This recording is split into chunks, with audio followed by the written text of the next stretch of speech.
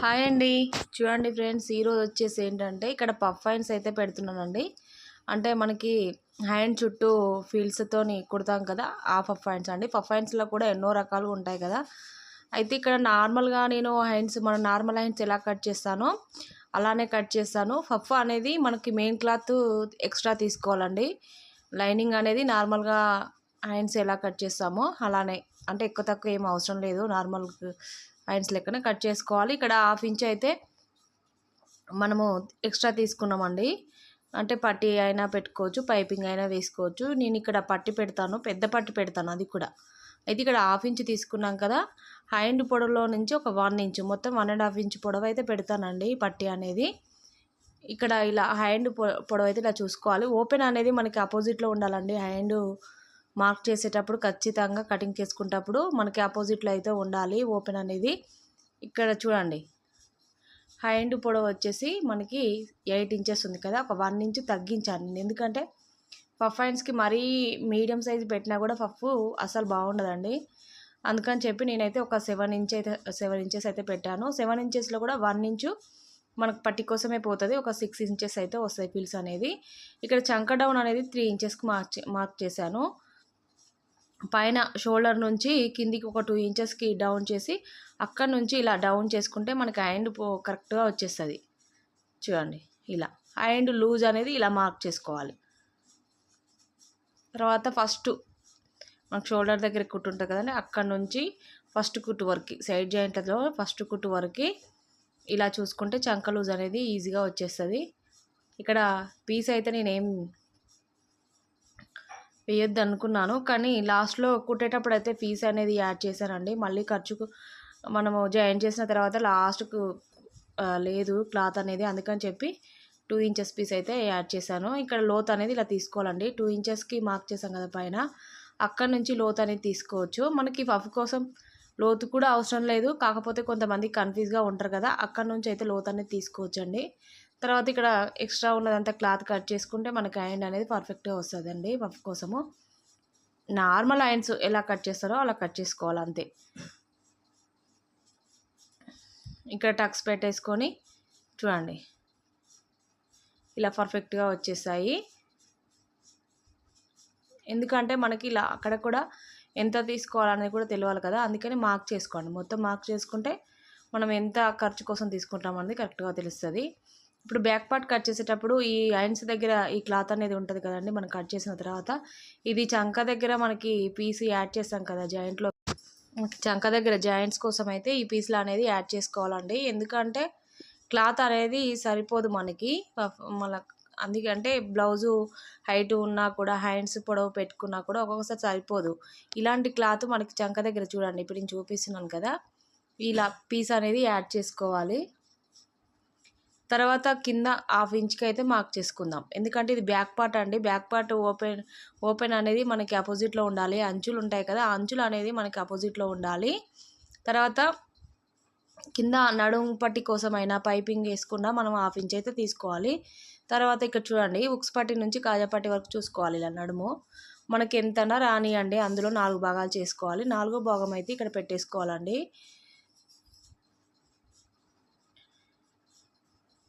ఇలా 4 భాగాలు చేసుకుంటే మనకి కరెక్ట్గా వచ్చేస్తుంది నడుము లూజ్ అనేది. ఎంత పెద్ద సైజ్ అయినా సరేనండి, ఈ మెథడ్ యూజ్ చేసుకోండి, మీకు బాగా యూజ్ అవుతుంది. ఇక్కడ 8 తర్వాత ఒక 1 ఇంచ్ డాట్స్కి 2 ఇంచెస్ ఖర్చు కోసం. మీకు ఎంత పెద్ద సైజ్ అయినా కావాలి అని, చిన్న సైజ్ అయితే ఒక 2 ఇంచెస్ తీసుకుంటే సరిపోదు, కానీ పెద్ద సైజు వాళ్ళకైతే మాత్రం పక్కా 3 ఇంచెస్ అయితే తీసుకోవాలండి. అలా తీసుకుంటేనే మన ఖర్చుకు అయితే ఉపయోగపడుతుంది. లేకపోతే తక్కువ తీసుకుంటే మనకి ఖర్చు అనేది అస్సలు ఉండదు. తర్వాత ఇప్పుడు నడుము చూసుకున్నాం కదండి, షోల్డర్ నుంచి main dot, back side dot ఉంటుంది కదా, ఖర్చుతో సహా పెట్టేస్తున్నాను. ఇలా పైన మనం అయితే హైట్ చూసుకోవాలి, బ్లౌజ్ హైట్ ఇలా చూసుకోవాలి. నడుము అనేది ఇంతకుముందు చూపించాను కదా, అలా చూసుకోవాలి. తర్వాత వీప్ కప్ ఎంత ఉందనేది కూడా చూసుకోవాలి. ఇక్కడ కింద నడుము మనం హాఫ్ ఇంచ్ వదిలేసుకొని ఖర్చు కోసం అది కూడా లెక్క పెట్టుకోవాలి. పైన మాత్రం యథావిధిగా ఎంత ఉందో అంత పెట్టేసుకొని ఒక 1/2 ఇంచు పైకి పెట్టుకోవాలి వీప్ కప్ దగ్గర. చూడండి, బ్లౌజ్ హైట్ వచ్చేసి 14 ఇంచెస్ ఉంది కదా, నేను ఖర్చుతో కలిపి పెట్టాను కదా, అందుకని చూపిస్తున్నాను, మళ్ళీ మీకు డౌట్ వస్తుంది కదా అందుకని. వీప్ కప్పు ఇలా చూసుకోవాలి. మీకు డౌట్స్ ఉంటే కరెక్ట్గా క్లియర్ అయిపోతాయి మొత్తము. బ్లౌజు అంటే షోల్డర్ కానీ, వీప్ కప్ కానీ, నడుము లూజ్ కానీ పక్కా ఐడియా ఉంటుంది అనమాట. అంటే ఎప్పుడన్నా ఒక రోజు వాళ్ళు బ్లౌజ్ ఇవ్వకపోయినా మీరైతే ఈజీగా కుట్టగలుగుతారు. సైజ్ తీసుకొని మెజర్మెంట్ తీసుకుంటే బాడీ మెజర్మెంట్తో కూడా కుట్టుకోవచ్చు. షోల్డర్ అండ్ నెక్ వచ్చేసి 5 ఇంచెస్ అయితే పెట్టాను. 3 ఇంచెస్ షోల్డరు, 2 ఇంచెస్ నెక్ అండి. మరి ఇంతకుముందు పెడితే షోల్డర్ అనేది జారిపోయాయి ఈ అమ్మాయికి, అందుకని ఇలా ఫోల్డింగ్ చేసుకుంటే మనకి నెక్ అనేది డీప్ నెక్ అనేది కరెక్ట్గా తెలియనికి మాత్రం ఇలా ఫోల్డింగ్ చేసుకోవాలి. లోపలికి ఇట్లా ఫోల్డింగ్ చేసుకొని చూసుకుంటే నెక్ దగ్గర మనకు కరెక్ట్గా తెలుస్తుంది డీప్ ఎంత ఉందనేది. చూడండి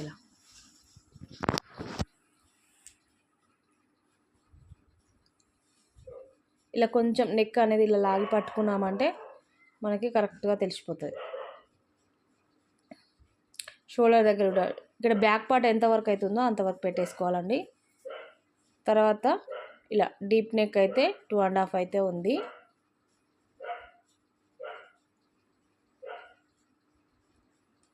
ఇక్కడ ఖర్చు కోసం 1/2 ఇంచుకి అయితే మార్క్ చేశాను నేను.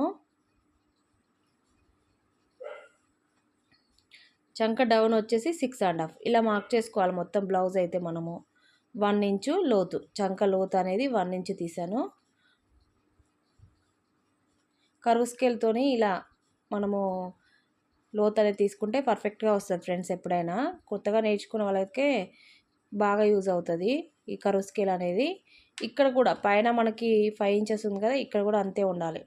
కొంచెం అటు ఇటు అయినా ఇక్కడ ముడత అనేది వస్తుంది. అందుకని చెప్పి నేను మళ్ళీ అక్కడ వరకు కవర్ చేశాను. చూడండి, అంటే మీకు కరెక్ట్గా తెలియాలి కదా, మళ్ళీ కొంచెం అటు ఇటు అయినా కూడా ముడత వచ్చేస్తుంది అనమాట. ఎప్పుడైనా సేమ్ ఉండాలి, పైన ఎంత ఉందో చంకకి స్ట్రెయిట్గా కూడా అంతే ఉండాలన్నమాట.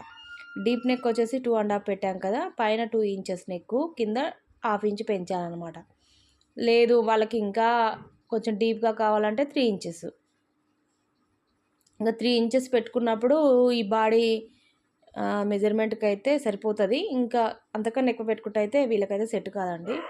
బాడీ హైట్ మనము 17 ఇంచెస్ అలా ఉన్నప్పుడు 3.5 అలా పెట్టుకుంటే చెస్ట్ని బట్టి మన బ్యాక్ నెక్కుని బట్టి మాత్రమే పెట్టుకోవాలి. అది కూడా హైటు నెక్కు అంత అంటే మనకి పర్సనాలిటీ బట్టి పెట్టుకోవాలి. అది కూడా అందరికి సెట్ కాదు.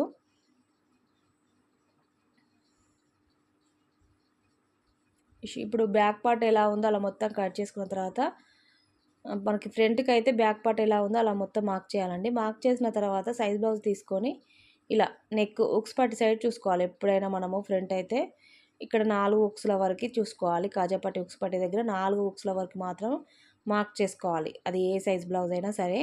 తర్వాత షోల్డర్ నుంచి మెయిన్ డాట్ వరకు ఇక్కడ ఫ్రంట్ ఎంత వరకు ఉందో అంతవరకు మొత్తం ఈ 3 పాయింట్స్ అయితే ఇలా కలుపుకోవాలి.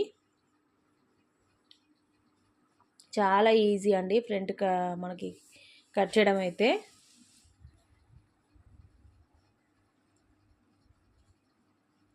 నెక్ అనేది రౌండ్గా రావాలి మనకి.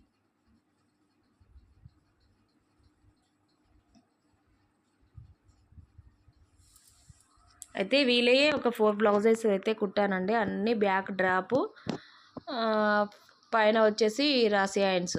అయితే ఇది ఒక్కదానికి మాత్రమే ఇలా పఫ్ హ్యాండ్స్ అయితే పెట్టమని చెప్పింది. అలాగే ఇంకా బ్యాక్స్ మనకి 2 బార్డర్స్ వచ్చాయండి దీనికి. ఇంకా మధ్యలో ఒక బార్డర్ వచ్చింది, దాంతో కలుపుకుంటే మనకి 3 బార్డర్స్ వచ్చింది. 3 బార్డర్స్ వచ్చినప్పుడు మనకి పఫ్ పెట్టడానికి ఎలా కట్ చేసుకోవాలి అంటే, కట్ చేయడం అంటే చాలా ఈజీ, వాళ్ళు చెప్పడం విధానం వేరుంది కదా. ఎందుకంటే పఫ్ హ్యాండ్స్లోకి మళ్ళీ బార్డర్ రావద్దంట అసలు, ఎక్కడ కూడా అవుపియకుండా వేయమని చెప్పింది. డాట్ అనేది చూడండి ఇలా పర్ఫెక్ట్గా వేసుకోవాలి. నేను చూపించిన విధంగా షోల్డర్కి స్ట్రైట్గా వేసుకోవాలి. తర్వాత ఆ డాట్కి చంక దగ్గర డాట్ ఇలా వేసుకోవాలి. మెయిన్ డాట్కి స్ట్రైట్గా చంక దగ్గర డాట్. తర్వాత కింద నుంచి 1.5 ఇంచ్కి అయితే మార్క్ చేసుకొని ఈ డాట్ అనేది వేసుకోవాలి. కాజాపట్టి ఉక్స్ పట్టి దగ్గర లోత్ అనేది ఇలా తీసుకోవాలండి. టక్స్ పెట్టుకోండి, మీకు కొత్తగా కుట్టే వాళ్ళకి అర్థం కాదు కదా, టక్స్ పెట్టుకుంటే పర్ఫెక్ట్గా వచ్చేస్తుంది. అయితే ఏంటంటే ఇప్పుడు 3 బార్డర్స్ అండి. 3 బార్డర్స్లో మనము ఎలా కట్ చేసుకోవాలి పఫ్ హ్యాండ్స్లోకి రాకుండా బార్డర్ అనేది. ఎందుకంటే నార్మల్గా మనం కుడితే ఈజీగా కుట్టుకోవచ్చు, అంటే బార్డర్తోని కుట్టుకోవచ్చు, కానీ బార్డర్ లేకుండా పఫ్ హ్యాండ్స్ పెట్టమని చెప్పింది. అందుకని చెప్పి నాకు రిస్క్ అయితే అయ్యింది బ్లౌజ్ కుట్టేటప్పుడు. మీకు కూడా అర్థమవుతుంది కదండి, ఎవరైనా ఇలాంటి వాళ్ళు చాలా తగులుతారు మనకి, ఎక్కడ ఊపియకుండా. కొంతమంది షేపాటి దగ్గర అసలు బార్డర్ అనేదే వేయొద్దని చెప్తారు, అలా కూడా వస్తారండి నా కస్టమర్స్.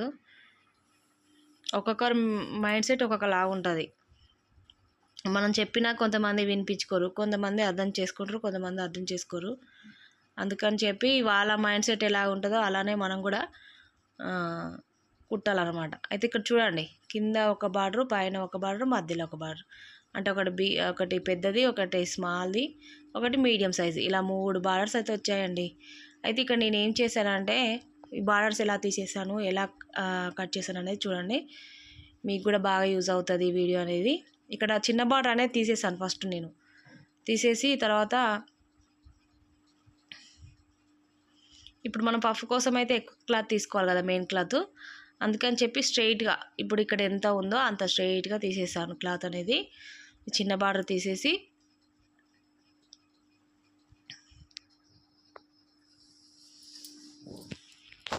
ఇలా స్ట్రైట్గా తీసుకోవాలి, ఎందుకంటే మనం పిలిచిపెట్టిన తర్వాత ఇక్కడ లైనింగ్ జాయింట్ చేసిన తర్వాత ఎక్స్ట్రా ఉన్నది కట్ చేసుకోవాలి. అప్పటి వరకు అయితే మనం ఎలాంటి క్లాత్ కట్ చేయొద్దండి. అది కూడా ఒక వీడియో అయితే పెట్టాను మీకు, పఫ్ హ్యాండ్స్ది. ఇదే బ్లౌజ్ అండి అది.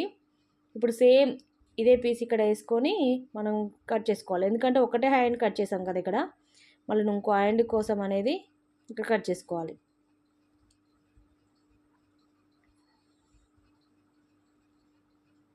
సేమ్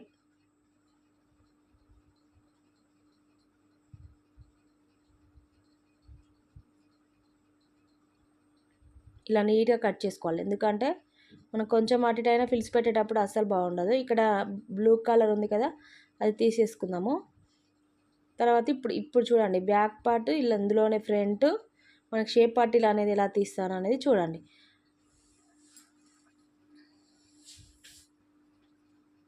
అయితే నేను ఇక్కడ సైడ్ ఆపోజిట్ సైడ్ వేసాను చూసారా, ఫస్ట్ ఇలా వేసానండి. మళ్ళీ బార్డర్ వస్తుందని ఆలోచించాను.